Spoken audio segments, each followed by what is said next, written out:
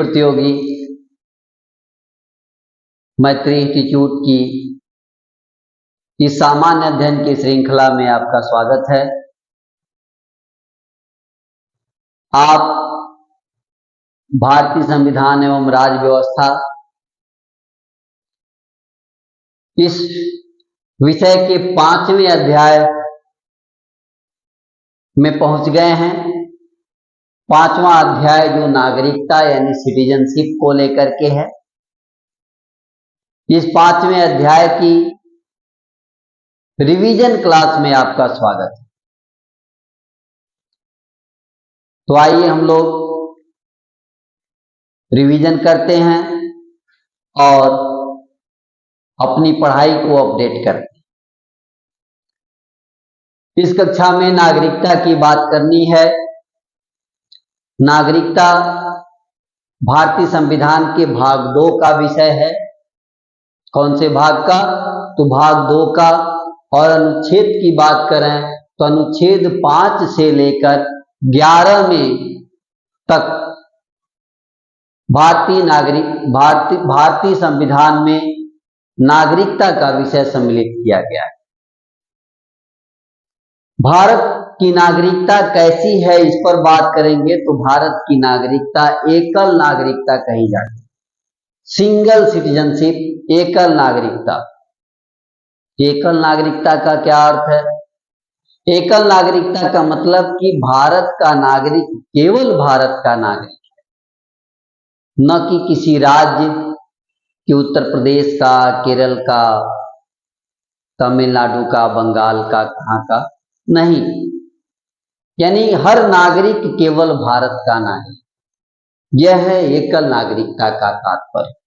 Britain में ऐसी व्यवस्था है। तो भारतीय नागरिकता की व्यवस्था ब्रिटेन पर आधारित है। जिस तरह से ब्रिटेन में एकल नागरिकता की व्यवस्था है, उसी प्रकार भारत में एकल नागरिकता की व्यवस्था है। वहीं अमेरिका में दोहरी नागरिकता की, डुअल सिटीजनशिप की व्यवस्था है। दोहरी नागरिकता की व्यवस्था है। दोहरी नागरिकता का मतलब होता है कि वहां का अमेरिका का व्यक्ति एक अमेरिका का नागरिक है और दूसरा जिस राज्य में रहता है उस राज्य का नागरिक। लेकिन भारत में ऐसा नहीं है। भारत में कोई व्यक्ति राज्य का नागरिक नहीं है, केवल और केवल भारत का नागरिक है। यह हुआ एकल और दोहरी नागरिकता का अर्थ। इसके पश्चात हम लोग देखेंगे वो कौन कौन से तरीके हैं जिससे नागरिकता प्राप्त की जाती है। तो इसमें सबसे पहली बात है कि अनुच्छेद 11, संविधान का अनुच्छेद 11 संसद को वो शक्ति देता है कि संसद नागरिकता के मामले में विधियों का निर्माण करेगी, कानून का निर्माण करेगी। तो संसद नागरिकता का कानून बनाएगी। यह अधिकार संसद को प्राप्त है और संसद ने कानून बनाया भारतीय नागरिकता अधिनियम 1955। यह कानून, यह विधि संसद ने 1955 में बनाई और 6 बार इसमें संसद ने संशोधन किया है। संशोधन अधिनियम 1986, संशोधन अधिनियम 1992, संशोधन अधिनियम 2003, 2005, 2015 और 2019। इस तरह से भारतीय संविधान के अंदर और इस नागरिकता संशोधन अधिनियम 1955 में 6 बार संशोधन किया गया और 6 बार संशोधनों के पश्चात भारतीय नागरिकता संशोधन अधिनियम 2019 के आधार पर और उसके पहले के अधिनियमों के आधार पर भारत की नागरिकता कैसी होगी, हमें इसका अध्ययन करना है। तो आए देखें कि इस ऊपर लिखे गए अधिनियमों के आधार पर किस प्रकार भारत की नागरिकता का प्रावधान है। तो इसे देखते हैं कि भारत की नागरिकता प्राप्त करने के 5 प्रकार हैं। कितने प्रकार हैं? 5 प्रकार। भारत की नागरिकता पाने के 5 प्रकार हैं। 5।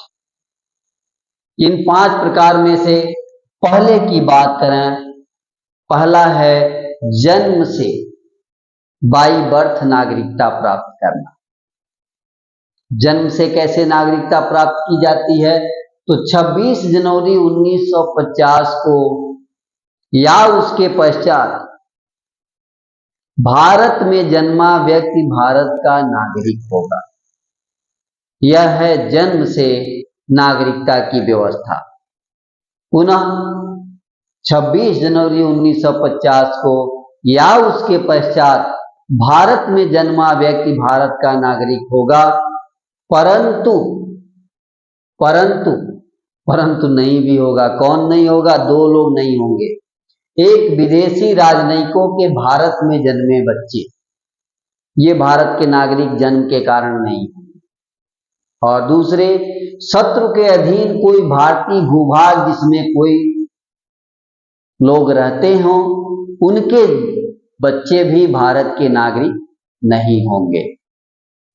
तो भारतीय नागरिकता पाने का और नहीं पाने का क्वालिफाई, यानी भारत की नागरिकता का क्वालिफिकेशन और डिसक्वालिफिकेशन, ये दोनों बातें हम लोग करेंगे। कौन नहीं होगा? तो आपने देखा राजनयिकों के बच्चे नहीं होंगे भारतीय दूतावास के भीतर, शत्रु के अधीन किसी भारतीय भूभाग में रहने वाले लोगों के बच्चे भी भारत में जन्मे होने के आधार पर नागरिकता प्राप्त नहीं कर सकते।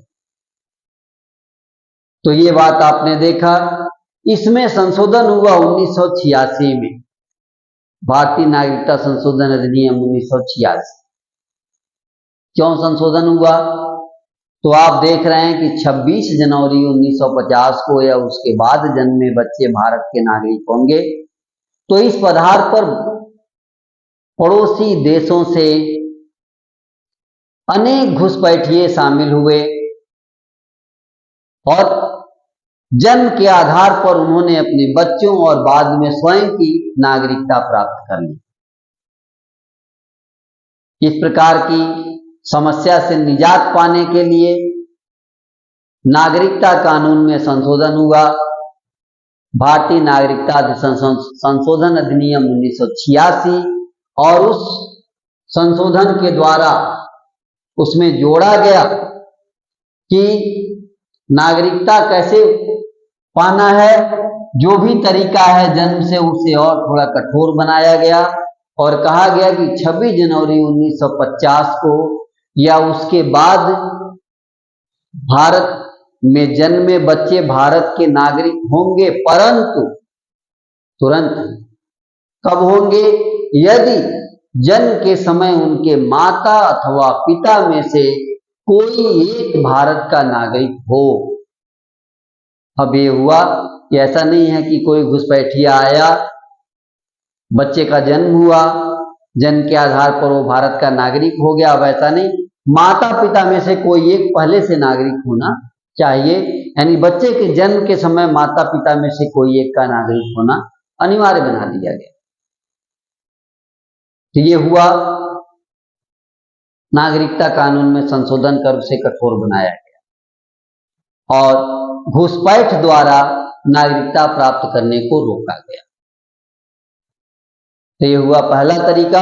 अब हम लोग बात करेंगे दूसरे तरीके की। नागरिकता प्राप्त करने का दूसरा तरीका है वंश परंपरा से या वंश परंपरा द्वारा, बाई डिसेंट एक तरीका है कि वंश परंपरा द्वारा।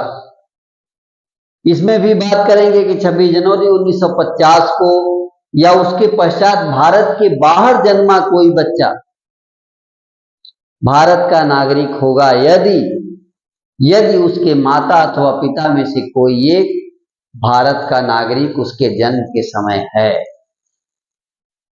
यानी भारत के नागरिकों के जन्मे बाहर में बच्चे भी भारत के नागरिक होंगे।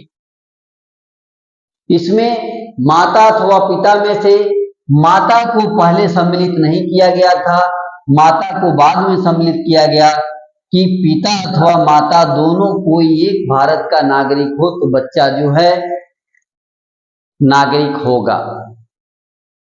लेकिन इसमें भी 3 दिसंबर 2004 के बाद इसमें एक और शर्त जोड़ दी गई। और पुनः शर्त के साथ हम पढ़ेंगे कि भारत के बाहर जन्मा बच्चा भारत का नागरिक होगा, पहले से, यदि उनके माता अथवा पिता में से कोई एक भारत का नागरिक हो। इसके साथ ही, यहां तक तो आप पढ़े थे, इसके साथ ही बच्चे के जन्म से 1 वर्ष के भीतर भारतीय वाणिज्यिक दूतावास में या फिर केंद्र सरकार की सहमति से किसी विधि में, व्यवस्था में रजिस्ट्रेशन न करवा दिया गया हो, पंजीकरण न करवा दिया गया, तो ये चीज कि भारतीय वाणिज्यिक दूतावास में पंजीकरण होना चाहिए या फिर भारत सरकार की सहमति से कोई पंजीकरण होना चाहिए बच्चे के जन्म के 1 वर्ष के भीतर। यह शर्त जोड़ दी गई 3 दिसंबर 2004 में संशोधित नागरिकता अधिनियम में। तो इस प्रकार वंश परंपरा द्वारा नागरिक होने की जो व्यवस्था थी उसमें ये परिवर्तन है। अब हमें नागरिक होने के तीसरे प्रकार पर बात करें। तीसरा प्रकार है पंजीकरण द्वारा, बाई रजिस्ट्रेशन, पंजीकरण से, रजिस्ट्रेशन से। तो रजिस्ट्रेशन से कैसे नागरिकता प्राप्त करेंगे? तो रजिस्ट्रेशन से नागरिकता प्राप्त करने की 5 शर्तें हैं जो हम लोग यहां देखेंगे। 5 ऐसी शर्तें हैं जिनको अगर पूरा करते हैं तो कोई नागरिक भारत की नागरिकता पंजीकरण द्वारा प्राप्त करने की अर्हता रखता है। पंजीकरण द्वारा कौन सी 5 शर्तें हैं? शर्त नंबर 1 कि पंजीकरण हेतु जब वो आवेदन करेगा तो उस तिथि से 5 वर्ष पहले से वो भारत में रह रहा हो, निरंतर निवास कर रहा हो। पहले यह समय सीमा मात्र 6 माह थी, परंतु बाद में इसे बढ़ाकर 5 वर्ष कर दिया गया। तो आज की तिथि में 5 वर्ष पूर्व से अगर भारत में निरंतर निवास कर रहा हो तो भारत भी पंजीकरण द्वारा नागरिकता प्राप्त करने की अर्हता रखता है। दूसरी शर्त कि ऐसा व्यक्ति जिसका जन्म भारत में हुआ हो परंतु भारत के बाहर रहता हो, जन्म भारत में हुआ हो, भारत के बाहर रहता हो, वह भी पंजीकरण द्वारा नागरिकता पाने की अर्हता रखता है। नंबर 3, ऐसी विदेशी महिला जिसने भारत के नागरिक से शादी कर ली हो, विवाह कर ली हो या करने वाली हो, ऐसी विदेशी महिला भी भारत में पंजीकरण द्वारा नागरिकता प्राप्त करने की अर्हता रखती है। चौथा, भारतीय नागरिकों के अवयस्क बच्चे, नाबालिग बच्चे, माइनर बच्चे जिनकी उम्र 18 वर्ष से कम हो, ये बच्चे भी पंजीकरण द्वारा भारत की नागरिकता प्राप्त करने की अर्हता रखते हैं। और 5वां अंतिम कि राष्ट्रमंडल देशों के ऐसे नागरिक जो या तो भारत में रह रहे हों या भारत सरकार की सेवा कर रहे हों, नौकरी कर रहे हों, ऐसे नागरिक भारतीय नागरिकता पंजीकरण द्वारा प्राप्त करने की अर्हता रखते हैं। तो यहां तक हम लोगों ने देखा कि 3 प्रकार से भारत की नागरिकता प्राप्त करने की ये विधियां। अब चौथी, रिवीजन के क्रम में चौथा है देशीकरण से, यानी बाय नेचुरलाइजेशन, नागरिकता कैसे प्राप्त करें। नागरिकता प्राप्त करने की तीन विधियों, तीन प्रकार के बाद चौथा नेचुरलाइजेशन से। तो नेचुरलाइजेशन द्वारा नागरिकता प्राप्त करने की क्या क्या शर्तें हैं, हम इसे देखेंगे। इसके लिए पहली शर्त है कि कोई वयस्क व्यक्ति होना चाहिए, यानी व्यक्ति को वयस्क होना चाहिए, उसकी उम्र 18 वर्ष से अधिक होनी चाहिए। उसके अलावा जो व्यक्ति भारत की नागरिकता प्राप्त करना चाहता है उसे अपने देश की नागरिकता का परित्याग कर देना चाहिए। और नागरिकता का जब वो परित्याग कर दे तो नागरिकता त्यागने की सूचना भारत सरकार को दे दे कि हाँ, हमने फला देश की नागरिकता त्याग दी है। और इसके पश्चात आवेदन करने से पूर्व 1 वर्ष तक लगातार भारत में रहा, सूचना दे दे भारत सरकार को। और जिस दिन आवेदन करे उससे पूर्व 1 वर्ष तक नियमित भारत में रहा हो। और केवल इतना ही नहीं कि बल्कि उस 1 वर्ष पूर्व तक, जब तक वो नियमित रहा हो, उसके पहले का भी संपूर्ण योग 7 वर्ष होना चाहिए भारत में निवास करने। यानी 1 वर्ष, पिछले 1 वर्ष नियमित रहा हो और उसके पहले नियमित या अनियमित तरीके से कुल 7 वर्ष रहा हो।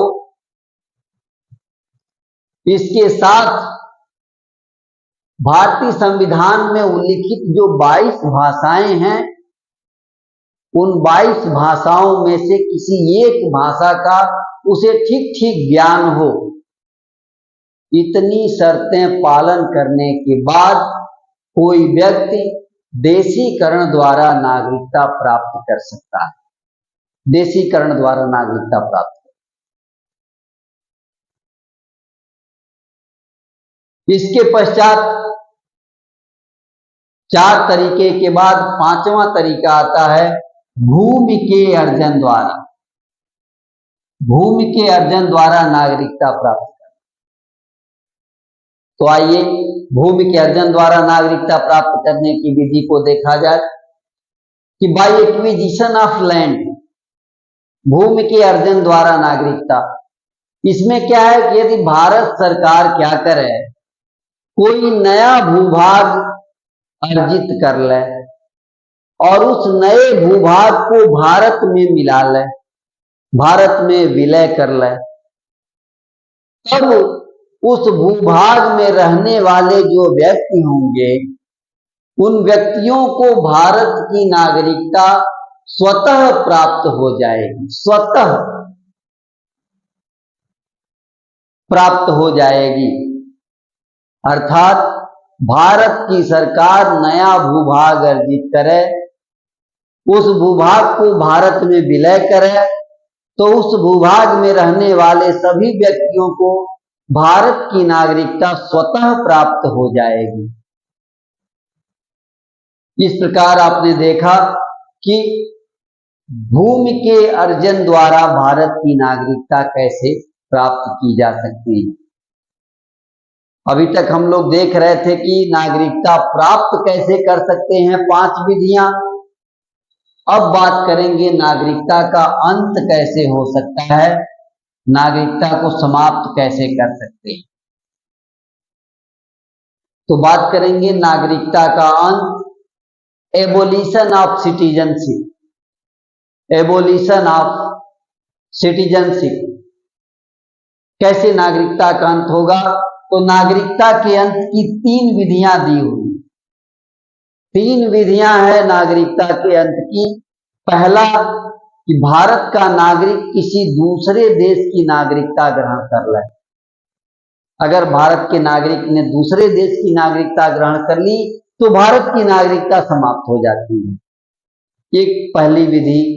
दूसरा तरीका, नागरिक स्वयं नागरिकता का परित्याग कर दे, स्वयं घोषणा करे, स्वयं इस बात का आवेदन करे कि वो नागरिकता का परित्याग कर रहा है। और तीसरी बात, स्वयं भारत सरकार उसे नागरिकता से वंचित कर दे, यानी भारत सरकार खुद कहे नहीं, आपकी नागरिकता से हम आपको वंचित करते हैं। नागरिकता से सरकार जब वंचित करेगी तो उसकी कुछ शर्तें हैं। कौन कौन सी दशाएं हैं जिन दशाओं के आधार पर नागरिकता से वंचित किया जा सकता है किसी नागरिक को। तो वो जो दशाएं हैं नागरिकता से वंचना की, हम लोग उसे देखते हैं कि भारत सरकार द्वारा नागरिकता से वंचित करने की दशाएं।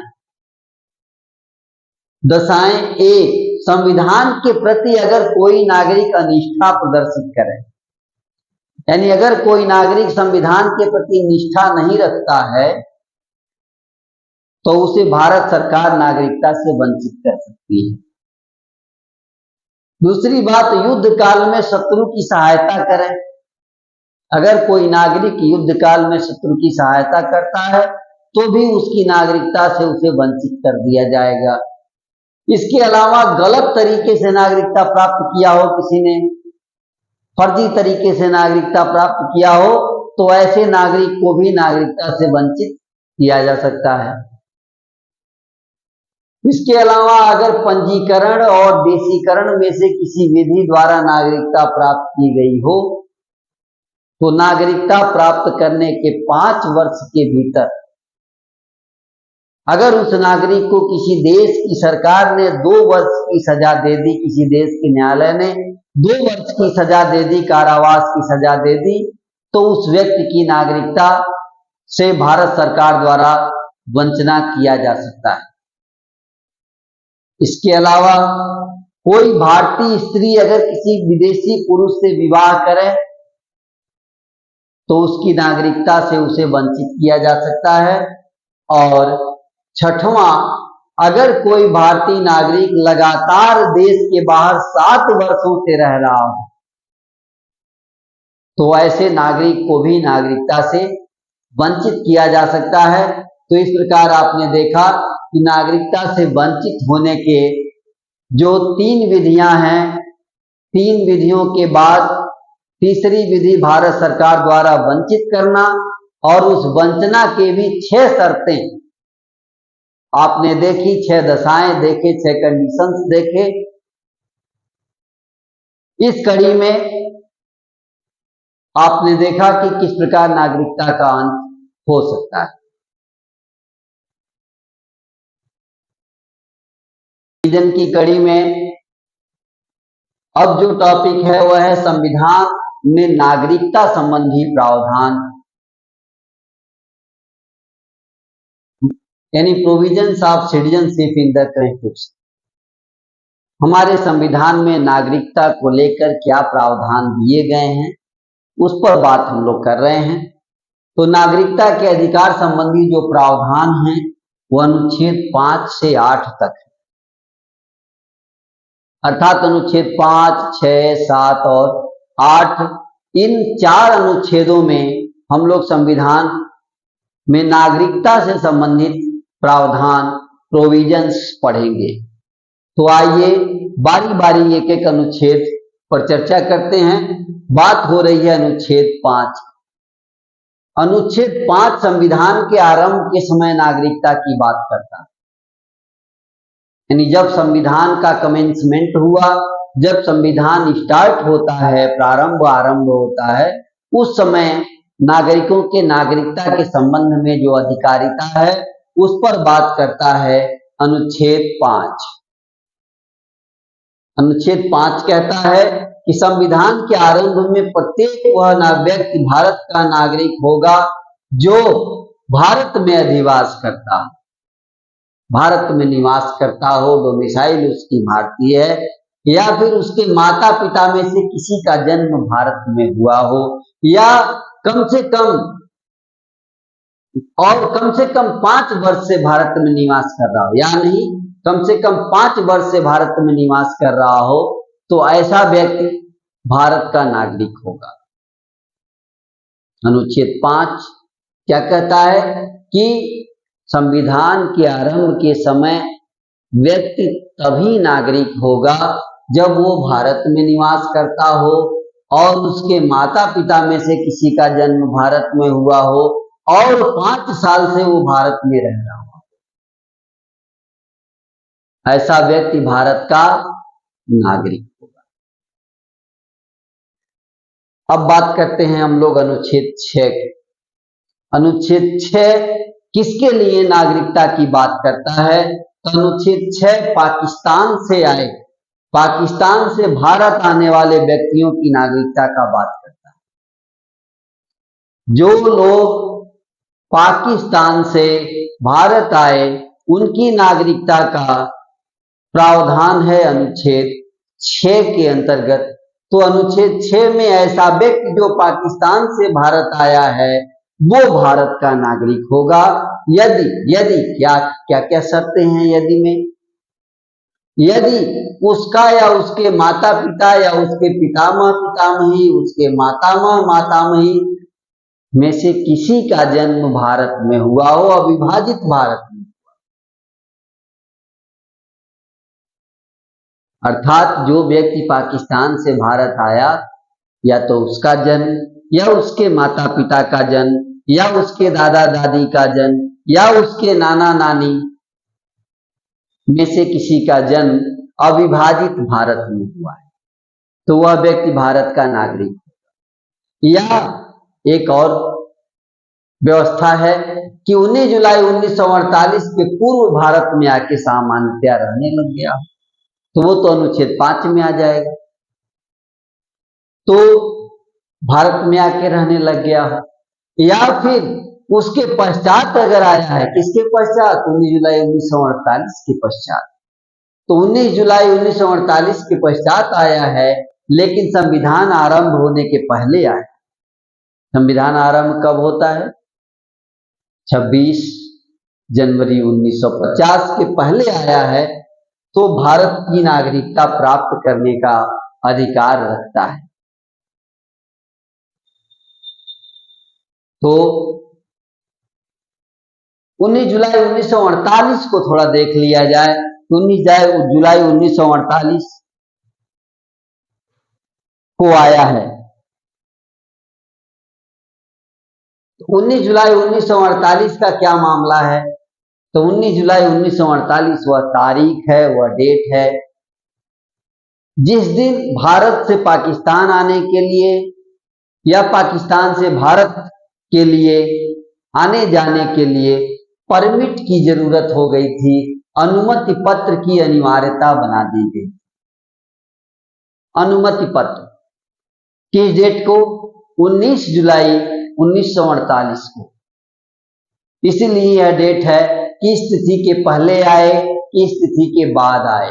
अगर स्थिति के बाद आए तो आपको पंजीकरण कराना है, स्थिति के पहले आए तो पंजीकरण की कोई जरूरत नहीं। और आने जाने के लिए परमिट होना यह एक प्रकार का पंजीकरण ही था, एक प्रकार का परमिट था, पासपोर्ट जैसा था। पासपोर्ट का तो नाम नहीं ले सकते लेकिन पासपोर्ट जैसा। अब बात करते हैं हम लोग अनुच्छेद 7। आज के डेट में पासपोर्ट की जरूरत पड़ती है, उस समय अनुमति पत्र की जरूरत पड़ी थी, परमिट की जरूरत पड़ी थी, एक परमिशन लेटर की जरूरत पड़ी थी। अब अनुच्छेद 7 की बात करें। अनुच्छेद 7 ऐसे लोगों की नागरिकता की बात करता है जो पाकिस्तान चले गए। अब यहां सोचने की बात है कि जब पाकिस्तान चले गए तो हमको उनकी नागरिकता की चिंता किस बात से करनी, लेकिन नहीं, यहां पाकिस्तान गए और लौट आए, गए और वहां उन्हें ठीक नहीं लगा और वो लौट आए तो ऐसे नागरिकों की नागरिकता का जो प्रावधान है वो यहां दिया गया है। तो देखते हैं कि यदि कोई व्यक्ति 1 मार्च 1947 के पश्चात ऐसे भारतीय राज्य क्षेत्र में गया जो आज के डेट में पाकिस्तान में है तो उसकी भारतीय नागरिकता समाप्त हो जाती है। ये तो बहुत सामान्य सी बात है कि वो भारत से चला गया, पाकिस्तान वाले क्षेत्र में चला गया तो उसकी भारतीय नागरिकता का कोई रहने का कोई प्रश्न नहीं, क्योंकि वहां जाके वो पाकिस्तान का नागरिक हो गया। किंतु यदि वह किसी अनुज्ञा के द्वारा पुनः भारत लौट आया, ध्यान रहे ये अनुज्ञा एक लाइसेंस है, एक परमिट, किसी लाइसेंस या परमिट को लेकर के वो पुनः आ गया, किसी कानून से वो पुनः आया और उसे उसी कानून द्वारा पुनर्वास या अस्थायी रूप से लौटने की व्यवस्था की गई, यानी किसी कानून के द्वारा आया और अस्थायी रूप से पुनर्वास की व्यवस्था हो गई, रहने की व्यवस्था हो गई, तो उसके संबंध में ये माना जाएगा, क्या माना जाएगा? ये माना जाएगा कि 19 जुलाई 1948 के पश्चात भारत में प्रव्रजन किया है, यानी अनुच्छेद 6 लागू हो जाएगा और तब वो अनुच्छेद 6 के अनुसार भारत की नागरिकता प्राप्त कर सकता है। तो ये अनुच्छेद 7 भारत से पाकिस्तान गए, पाकिस्तान से किसी अनुज्ञा के द्वारा लौटे और उस अनुज्ञा से, उस विधि से उनको पुनर्वास या स्थायी रूप से रहने की अनुमति प्राप्त हुई, तो अनुच्छेद 6 के अनुसार वो क्या हुआ? अनुच्छेद 6 के अंतर्गत उसे माना जाएगा और इस आधार पर वो भारत की नागरिकता प्राप्त कर सकता है। और ऐसे व्यक्ति को भारत की नागरिकता प्राप्त करने के लिए पंजीकरण कराना होगा और पंजीकरण जिस डेट को आवेदन करेगा पंजीकरण के लिए, उस डेट से 6 माह पूर्व भारत में रहते रहना होगा।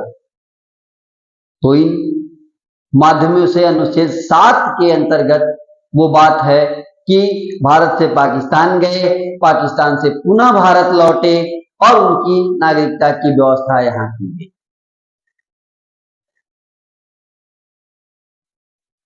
रिवीजन की इस कड़ी में अनुच्छेद 7 के बाद अब अनुच्छेद 8 की बात करेंगे हम लोग कि भारतीय संविधान का अनुच्छेद 8 क्या प्रावधान करता है नागरिकता को लेकर। तो सबसे पहले यह भारतीय उद्भव के कुछ व्यक्तियों की नागरिकता की बात करता है। किसकी बात करता है? भारतीय उद्भव के, इंडियन ओरिजिन के जो लोग हैं, भारतीय उद्भव के जो लोग हैं, उनकी नागरिकता के क्या अधिकार हैं, उनकी नागरिकता के क्या दावे हैं, इसकी बात अनुच्छेद 8 में की जाएगी। अनुच्छेद 8 कहता है कि अगर कोई व्यक्ति स्वयं या उसके माता पिता या उसके पितामह पितामही यानी दादा दादी या उसके मातामह मातामही यानी नाना नानी में से कोई भारत में जन्मा हो, किंतु वह भारत में न रहकर किसी दूसरे देश में रह रहा हो, भारत में न रह रहा हो, दूसरे देश में न रहा हो, तो ऐसा व्यक्ति भारत का नागरिक समझा जाएगा, भारत का नागरिक समझा जाएगा यदि शर्त देखिए, समझा जाएगा यदि, बड़ा सा यदि है, यदि उसने संविधान के आरंभ के पूर्व या संविधान के आरंभ के बाद उस देश में, जिस देश में वो रहता है, उस देश में भारत के राजनयिक को, वहां भी भारत का दूतावास होगा जहां वो रहता है, उस देश के भारतीय राजनयिक को नागरिकता हेतु आवेदन किया हो, और केवल आवेदन न किया हो बल्कि राजनयिक ने उसे भारतीय नागरिक के रूप में पंजीकृत कर दिया हो।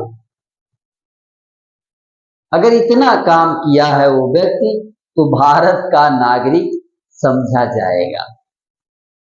पुनः बात हो रही है उस व्यक्ति की जो या तो स्वयं या उसके माता पिता या उसके पितामह पितामही या उसके मातामह मातामही में से कोई भारत में जन्मा हो, किंतु भारत में न रहकर किसी दूसरे देश में रह रहा हो, तो ऐसा व्यक्ति भी भारत की नागरिक हो सकता है यदि उसने संविधान के आरंभ से पहले या बाद में उस देश में स्थित भारत के राजनयिक को जाकर नागरिकता का आवेदन दिया हो और उस आवेदन को राजनयिक ने स्वीकार कर लिया हो, नागरिकता के रूप में पंजीकृत कर दिया हो, रजिस्ट्रीकृत कर दिया हो, तो वह व्यक्ति भारत का नागरिक होगा।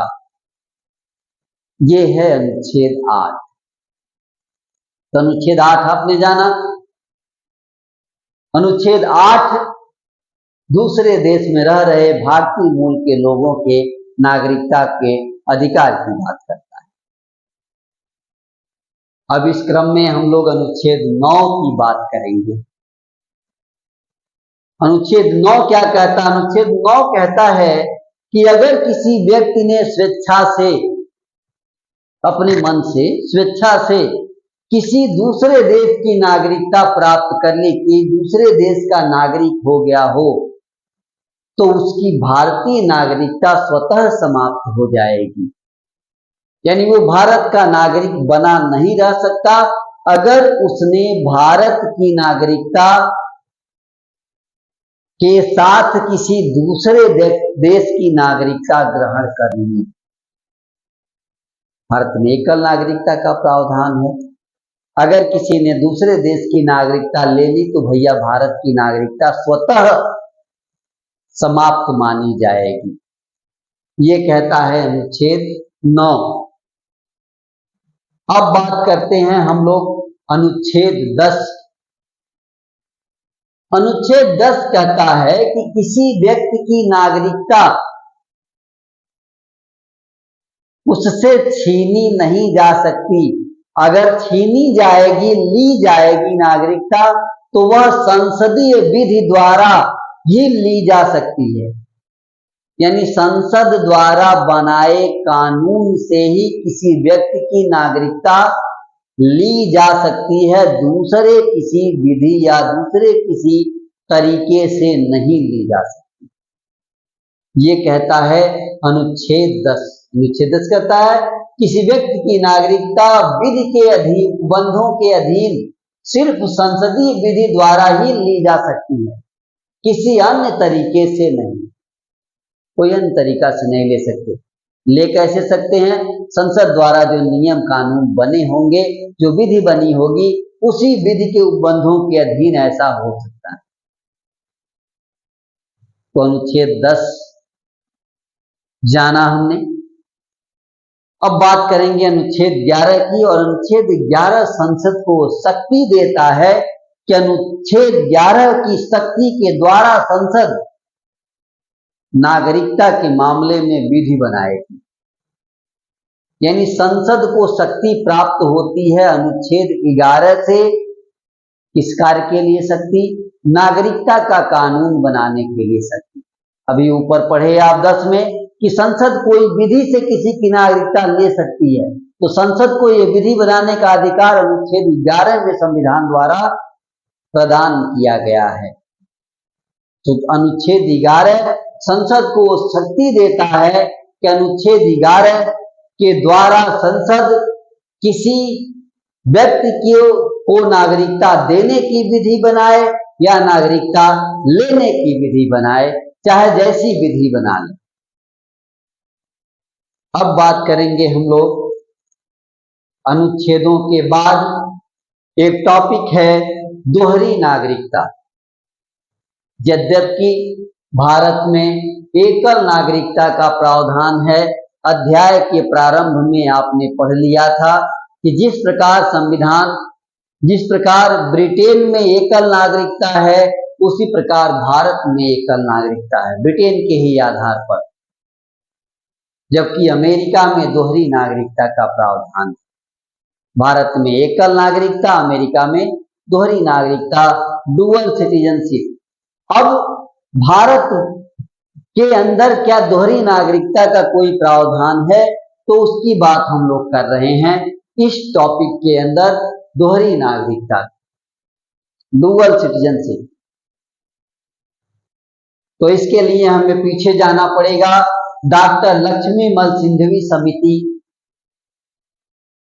ने अध्ययन किया, भारतीय मूल के नागरिकों की नागरिकता के प्रावधान को लेकर अध्ययन किया और 2003 में समिति ने एक रिपोर्ट दी और उस रिपोर्ट में दो बातें समिति की यहाँ हम नोट कर रहे हैं। एक बात कि विदेशों में बसे भारतीय मूल के लोगों को नागरिकता प्रदान करने की सिफारिश लक्ष्मीमल सिंघवी समिति ने की और एक सिफारिश की 9 जनवरी को प्रत्येक वर्ष भारतीय प्रवासी भारतीय दिवस डिक्लेयर करने की, घोषित करने की। ये दो बातें और इन दोनों बातों को सरकार द्वारा स्वीकार किया गया और संसद ने नागरिकता संशोधन अधिनियम 2003 बनाया। जो नागरिक भारतीय मूल के हैं ऐसे नागरिकों को overseas citizenship of India, OCI कहा गया। ओवरसीज सिटीजनशिप ऑफ इंडिया, इनके कई नाम हैं।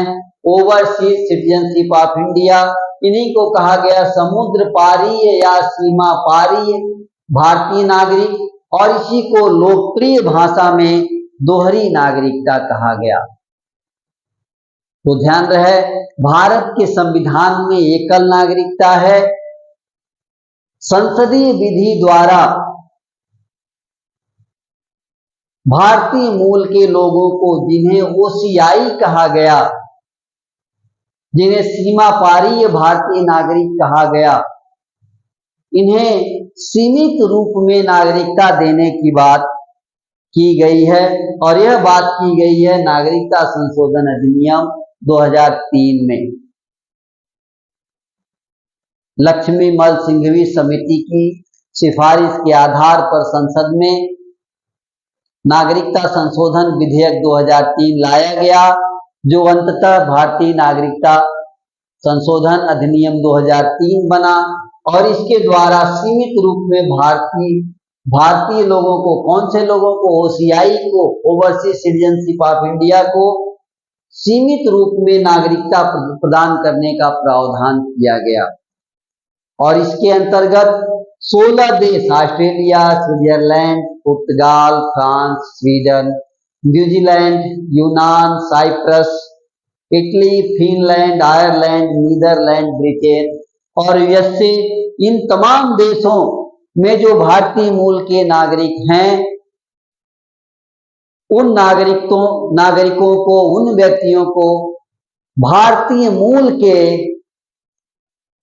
नागरिक के रूप में दोहरी नागरिकता, सीमित रूप में नागरिकता प्रदान करने का एक प्रावधान किया गया। ये प्रावधान क्या है? इनको भारतीय उद्भव के नागरिकों को 2003 में सम्मिलित किया गया, 2003 के नागरिकता संशोधन अधिनियम में लाया गया और इन्हें ओवरसीज नागरिकता, जिसे पीआईओज कार्ड प्रदान किया गया। ओवरसीज नागरिकता, इसी को पीआईओज कार्ड कहते हैं। पीआईओज माने पर्सन ऑफ इंडियन ओरिजिन, भारतीय मूल के लोग। ओसीआई को क्या कहेंगे? पीआईओ कहेंगे। क्या कहेंगे? पीआईओ कहेंगे। ओसीआई को आप पीआईओ कहेंगे। तो इस तरह से PIO, person of Indian origin, PIO card प्रदान किया गया। अब बात करेंगे कि पीआईओ कार्ड धारक व्यक्ति के क्या अधिकार हैं, कौन सी चीज उनको मिल गई पीआईओ कार्ड के माध्यम से, पर्सन ऑफ इंडियन ओरिजिन के माध्यम से। तो सबसे पहला अधिकार, जो सबसे बड़ी बात उन्हें मिली, वो ये कि बिना पासपोर्ट के भारत आने जाने की स्वतंत्रता। तो जिस व्यक्ति के पास ओसीआई है, पीआईओ कार्ड है, वो भारत बिना किसी पासपोर्ट के आ और जा सकता है। यानी भारत में बिना पासपोर्ट के आने जाने की सुविधा उससे प्रदान की गई। उसके अलावा मताधिकार की कोई उसको अधिकार नहीं दिया गया, कोई संवैधानिक पद प्राप्त करने का अधिकार नहीं दिया गया और न ही अनुच्छेद 16 द्वारा प्रदत्त अवसर समानता का अधिकार उसे दिया गया। तो ये दोनों अधिकार उसे प्राप्त नहीं हुए।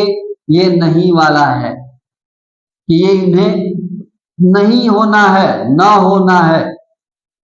केवल जो उन्हें मिला वो है भारत आने जाने की स्वतंत्रता, वो भी बिना पासपोर्ट के। ये बहुत बड़ा अधिकार उन्हें प्रदान किया गया। तो आपने दोहरी नागरिकता के टॉपिक को समझा कि दोहरी नागरिकता का टॉपिक जो OCI overseas citizenship of India, जिन्हें समुद्र पारीय या सीमा पारीय भारतीय नागरिक कहते हैं, इसी को लोकप्रिय नाम से दोहरी नागरिकता के नाम से जाना जाता है। और इनके पास पीआईओ कार्ड जारी किया गया और पीआईओ कार्ड वालों को ये स्वतंत्रता प्रदान की गई। इसके बाद इस टॉपिक के आखिरी में जो बात रखी गई वो है प्रवासी भारतीय दिवस मनाने की बात, कि प्रवासी भारतीय दिवस की चर्चा लक्ष्मीमल सिंघवी की समिति की रिपोर्ट के बारे में कही गई थी। तो 9 जनवरी की खास क्या है, क्या खास बात है 9 जनवरी को कि प्रवासी भारतीय दिवस उसी दिन घोषित किया गया। तो 9 जनवरी 1915 को महात्मा गांधी दक्षिण अफ्रीका से भारत लौटे थे। महात्मा गांधी दक्षिण अफ्रीका में 20 साल रहे थे। वहां पर भारतीय मूल के लोगों को उन्होंने देखा कि उनके नागरिक अधिकार कुचल दिए गए हैं, गोरे काले का भेद है। तो सबसे पहले उन्होंने दक्षिण अफ्रीका को आजाद कराया, वहां नागरिकों को नागरिक के अधिकार प्रदान करवाए और 20 साल बाद जब भारत लौटे 9 जनवरी 1915 का दिन, इसीलिए डॉक्टर लक्ष्मीमल सिंघवी समिति ने 9 जनवरी को ही भारत में प्रवासी भारतीय दिवस मनाने या मनाए जाने की सिफारिश की और उसी सिफारिश को मानकर 9 जनवरी 2003 को पहली बार भारत में प्रवासी भारतीय दिवस मनाया गया और तब से ये दिवस अनवरत मनाया जा रहा है। यद्यपि इस समय सरकार प्रत्येक 2 वर्ष पर इसे विधिवत अपने तरीके से मना रही है, यद्यपि ये हर वर्ष 9 जनवरी को मनाया जा रहा है। तो हमने दोहरी नागरिकता की बात देखी और दोहरी नागरिकता के साथ प्रवासी भारतीय दिवस आपने देखा। रिवीजन की इस कड़ी में विदेशों में बसे भारतीय मूल के जो लोग हैं, अब उनकी बात हम लोग करेंगे। तो विदेशों में बसे भारतीय मूल के लोगों की 3 कैटेगरी बनाई गई है, 3 श्रेणियां बनाई गई हैं। 3 श्रेणियां क्या क्या हैं? एक अनिवासी भारतीय, पहली श्रेणी है अनिवासी भारतीय, नॉन रेजिडेंट इंडियन जिन्हें एनआरआई कहा गया। दूसरी श्रेणी है भारतीय मूल के व्यक्ति, पर्सन ऑफ इंडियन ओरिजिन, यानी जिन्हें पीआईओ कहा गया। और तीसरी श्रेणी है भारत के सीमा पारीय नागरिक, जिन्हें overseas citizens of India OCI कहा गया। तो आपने भारतीय मूल के विदेशों में जो लोग हैं उनकी 3 कैटेगरी देखी। अब बारी बारी हम लोग इन तीनों ही कैटेगरी की, तीनों ही श्रेणियों की बात करें। तो शुरुआत करते हैं पहले अनिवासी भारतीय से, नॉन रेजिडेंट इंडियंस से, जिन्हें एनआरआई कहते हैं। सबसे पहले ये कि एनआरआई कौन लोग हैं। तो ऐसे भारतीय नागरिक जो नौकरी या व्यवसाय करने के लिए भारत से बाहर दूसरे देश में 182 दिन या उससे अधिक रहते हैं और जिनके पास भारतीय पासपोर्ट होता है, ऐसे लोग एनआरआई कहलाते हैं, अनिवासी भारतीय कहलाते हैं, नॉन रेजिडेंट इंडियंस कहलाते हैं। यहाँ की पॉइंट है 182 दिन या उससे अधिक। तो ऐसे लोगों को हम एनआरआई कहते हैं। एनआरआई को क्या अधिकार हैं, क्या सुविधाएं हैं, इस पर बात करें तो एनआरआई को वर्ष 2011 में मतदान का अधिकार प्रदान किया। 2011 के पहले इनको मतदान का अधिकार एनआरआई को नहीं था। एनआरआई को अधिकार मिला 2011 में। लंबे समय से एनआरआई मांग कर रहे थे कि उन्हें मतदान का अधिकार दिया जाए, तो मतदान का अधिकार वर्ष 2011 में उन्हें संसद की एक अधिसूचना के माध्यम से इस मांग को पूरा कर दिया गया। भारत में मतदाता के रूप में उन्हें पंजीकरण कराने की बात कही गई और फॉर्म 6A, फॉर्म 6A के माध्यम से विदेशों में रह रहे जो भी एनआरआई हैं उनको मतदाता के रूप में पंजीकरण कराने का अधिकार प्रदान किया गया ताकि वे भारतीय चुनावों में मतदान कर सकें। ध्यान रहे, मतदान आके ही करेंगे, वहीं से मतदान करने की कोई सुविधा उन्हें प्रदान नहीं की। तो ये हुआ एनआरआई पहले प्रकार के। अब हम लोग बात करेंगे भारतीय मूल के व्यक्ति यानी पर्सन ऑफ इंडियन ओरिजिन, जिन्हें पीआईओ कहते हैं। तो इन पीआईओ की बात करें हम लोग, सबसे पहले कि ये पीआईओ कौन लोग हैं। तो पीआईए लोग कौन है? पीआईओ लोग हैं ऐसे लोग जो स्वयं अथवा उनके पूर्वज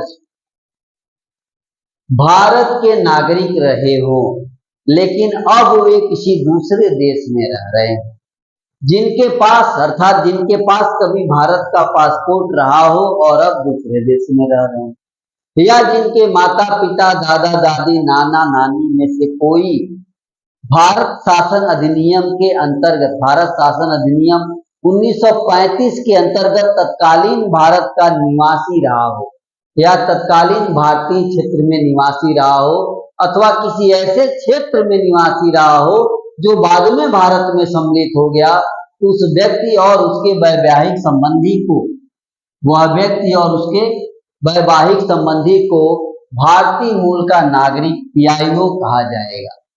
क्या कहा जाएगा? उसे भारतीय मूल का नागरिक कहा जाएगा, पीआईओ कहा जाएगा।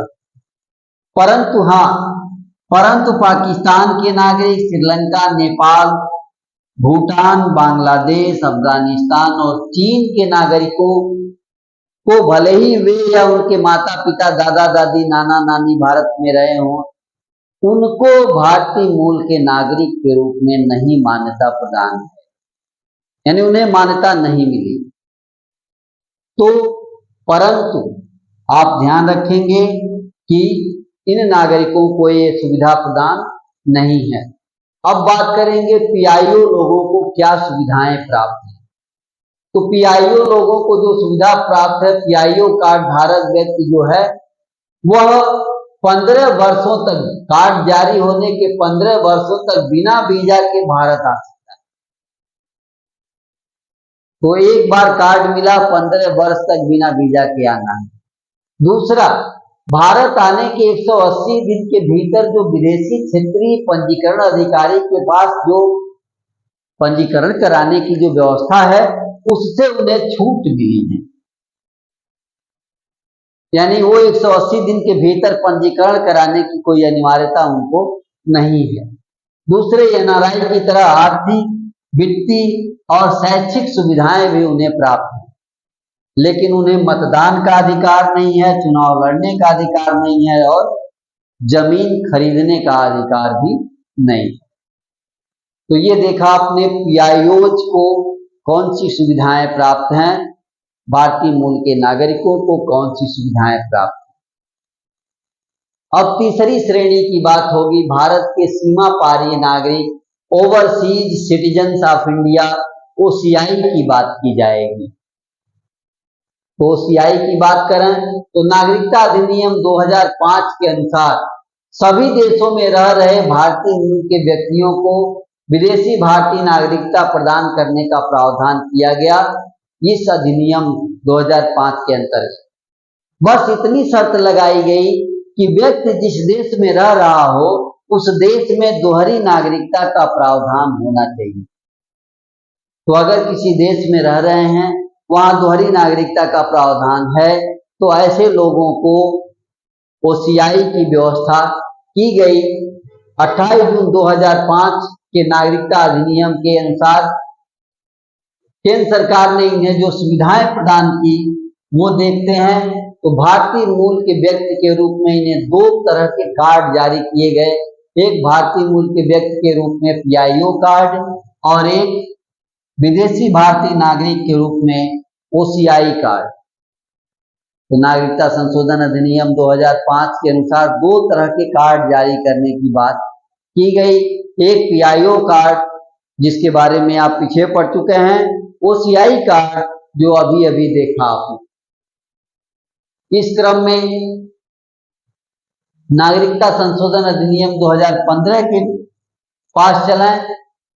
तो 2015 के अनुसार क्या किया गया, पीआईओ को और ओसीआई को, यानी भारतीय मूल के नागरिक पीआईओ कार्ड को और overseas citizens of India OCI को, दोनों का, ये दोनों योजनाओं का आपस में विलय कर दिया गया। पीआईओ कार्ड समाप्त कर दिया गया।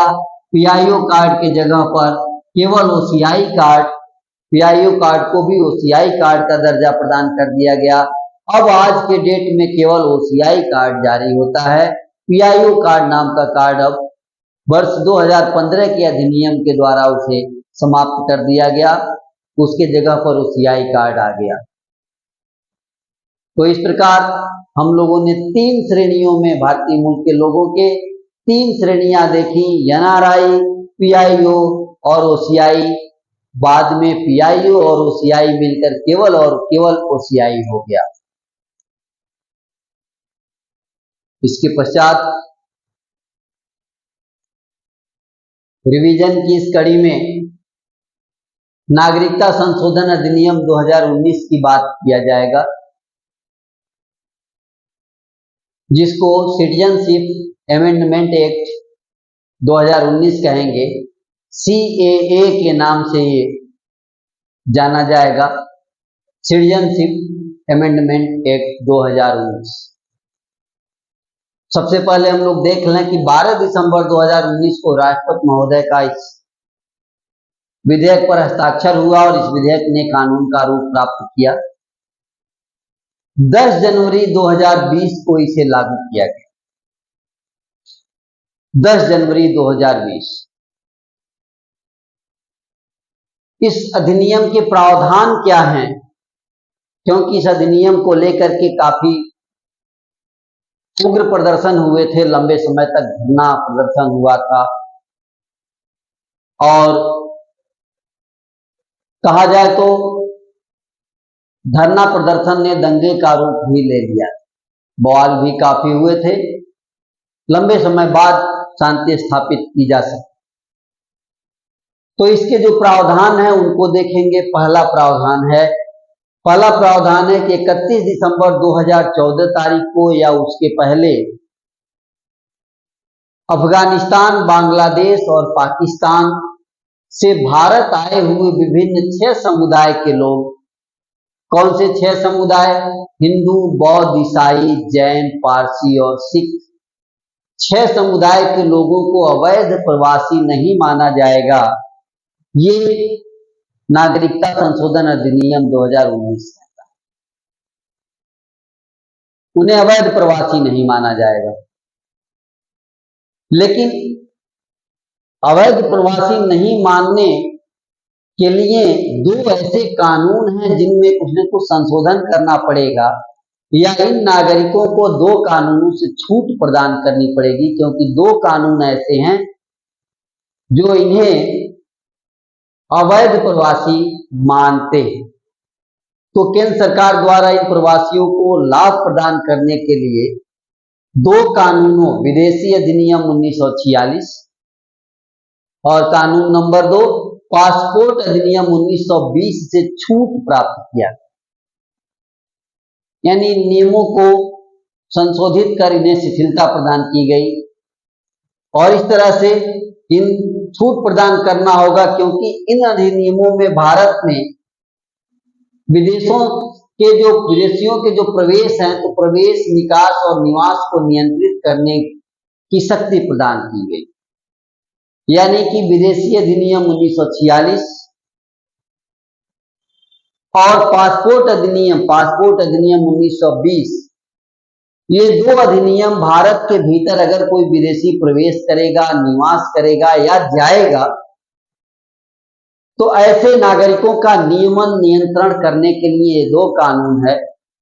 अगर हम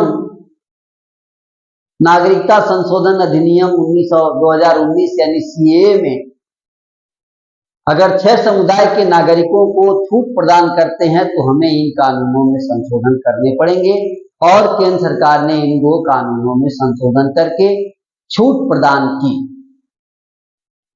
तो ये हुआ पहला प्रावधान। बाकी नागरिकता संशोधन अधिनियम 2019 के अन्य प्रावधान नंबर 2 कहता है कि यह अधिनियम उक्त 6 समुदाय के लोगों के लिए देशीकरण के द्वारा या प्रकृतिकरण नेचुरलाइजेशन के द्वारा जो नागरिकता प्रदान कर रहा है उसकी अवधि को 11 वर्ष से घटाकर 5 वर्ष कर दिया गया। पीछे भी आपने देशीकरण द्वारा नागरिकता प्राप्त करने के बारे में पढ़ा है। तो जैसा कि आपने देखा कि देशीकरण के लिए जो 11 वर्ष निवास की जो व्यवस्था थी उसे घटाकर 5 वर्ष कर दिया गया। इस प्रकार इन 6 समुदाय के नागरिकों को जो भारत आए हैं पाकिस्तान, बांग्लादेश और अफगानिस्तान से, उनको 11 वर्ष की जगह पर अब मात्र 5 वर्ष की निवास की अवधि पर ही देशीकरण के द्वारा या प्रकृतिकरण के द्वारा या नेचुरलाइजेशन के द्वारा उन्हें नागरिकता प्रदान की जा रही है। इसके अलावा इस कानून के प्रावधान अगले और क्या हैं? प्रावधान नंबर 3, इस कानून का तीसरा प्रावधान क्या कहता है? तीसरा प्रावधान कहता है कि संविधान की जो 6ठी अनुसूची है, तो 6ठी अनुसूची के राज्य जिसमें असम, मेघालय, त्रिपुरा और मिजोरम, ये 6ठी अनुसूची के राज्य हैं। इन 6ठी अनुसूची के राज्यों के आदिवासी क्षेत्रों में सीएए लागू नहीं होगा। यानी 6ठी अनुसूची के राज्यों के आदिवासी क्षेत्रों में सीएए को लागू नहीं किया जाएगा। ये आदिवासी क्षेत्र कौन से हैं जरा देख लें। इन आदिवासी क्षेत्रों में कर्बी ओंगलांग असम के आते हैं, गारो हिल्स मेघालय आता है, चकमा जिला मिजोरम और चकमा वाले ही त्रिपुरा के आते हैं।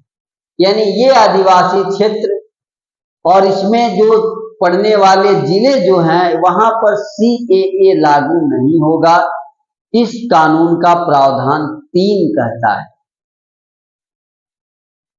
और कानून का प्रावधान नंबर 4 ये क्या कहता है? ये कहता है कि Bengal Eastern Frontier Regulation 1873, British सरकार द्वारा बनाया गया कानून बंगाल ईस्टर्न फ्रंटियर रेगुलेशन 1873, इसके द्वारा, इसके तहत जो इनर लाइन के जो क्षेत्र हैं, इनर लाइन में आने वाले जो क्षेत्र हैं वहां पर भी सीएए लागू नहीं होगा। तो CAA Bengal Eastern Frontier Regulation 1873 के इनर लाइन के क्षेत्रों में भी सीएए लागू नहीं होगा। अब जरा आप इनर लाइन जान लें। अब यहां जरूरी हो गया कि आप इनर लाइन जानें कि इनर लाइन क्या है। तो इनर लाइन अगले पेज पर लिखा गया, इनर लाइन परमिट, एक नोट करके, इनर लाइन परमिट यानी आईएलपी, इनर लाइन परमिट क्या है? ये इनर लाइन परमिट से जुड़े हुए 3 राज्य हैं, अरुणाचल प्रदेश, मिजोरम और नागालैंड। इनर लाइन परमिट 1873 में ब्रिटिश सरकार द्वारा लागू किया गया, जिसका नाम है Bengal Eastern Frontier Regulation 1873। Inner line permit का मतलब ये है कि इन 3 राज्यों के ऐसे क्षेत्र, ऐसे आदिवासी क्षेत्र जहां खास आदिवासी जातियां रहती हैं, उन आदिवासियों की संस्कृति और परंपरा को बाहरी लोगों के हस्तक्षेप से बचाने के लिए, बाहरी अतिक्रमण से बचाने के लिए 1873 में ये रेगुलेशन ब्रिटिश सरकार द्वारा लागू किया गया था, ताकि इन आदिवासियों की संस्कृति और परंपरा को अक्षुण्ण रखा जा सके। अर्थात इन क्षेत्रों में अगर कोई व्यक्ति जाए, भारत का प्रत्येक व्यक्ति, भारतीय की कोई जाएगा तो उसके लिए ILP अनिवार्य है। अर्थात अरुणाचल प्रदेश, मिजोरम और नागालैंड की सरकार एक परमिट जारी करती है जिसे इनर लाइन परमिट कहते हैं। इस परमिट को लेकर ही हम आप कोई भी भारतीय घूमने के लिए, पर्यटन के लिए, किसी कार्य के लिए इन क्षेत्रों में जा सकता है। इसी को कहते हैं इनर लाइन परमिट की व्यवस्था, और इन क्षेत्रों में CAA लागू नहीं है। इस प्रकार रिवीजन का ये अंतिम भाग और नागरिकता चैप्टर यहां समाप्त होता है। पुनः अगले चैप्टर में हम लोग फिर मिलेंगे। तब तक के लिए धन्यवाद।